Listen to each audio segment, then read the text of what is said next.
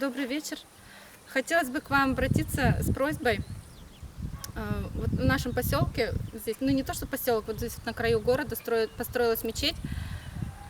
А, Здесь очень много у нас детей, народу много, и вот здесь вот рядом территория скоро будет застраиваться новыми домами, новыми улицами. Улица Комарова и Смолбынки. В общем, у нас тут мы далеко находимся от центра города, от парков, от разных спортивных учреждений и детских площадок. Вот мы очень остро нуждаемся, здешнее местное население нуждаемся в хоть какой-нибудь площадке для детей. Спортивной площадки, там игровой площадки, что-то такое вот очень необходимо. Дети у нас играют на улице, здесь вот рядом проезжая часть, и там вот, где мы подальше живем, тоже у нас улицы, сплошная улица, машины везде ездят. Детей страшно отпускать на улицу, потому что вообще нет никаких цивилизованных площадок для детей. Детям приходится либо дома играть, либо мы вот собираемся на машине, едем в парк. Но мы каждый раз не можем тоже с детьми выезжать, работаем.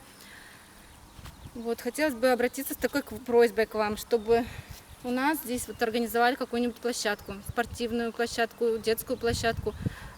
Площадка, вот здесь вот как раз хорошее такое место около мечети, свободное, большое пространство, и очень было удобно бы здесь построить площадку.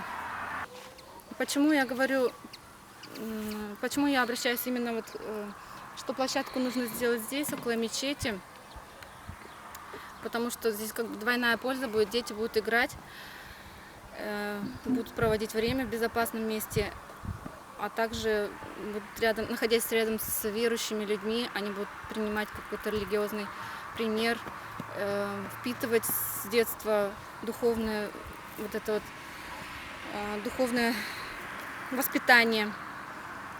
И этого нам вообще в жизни сейчас не хватает. Дети, ну, согласитесь, они не очень сейчас у нас воспитанные, не очень так, про духовное ничего не знают, про религиозное. И было бы хорошо, если бы они рядом, вот здесь вот с мечетью, с верующими, добрыми людьми играли и воспитывались. Вот такая просьба к вам. Спасибо за внимание. Всего доброго.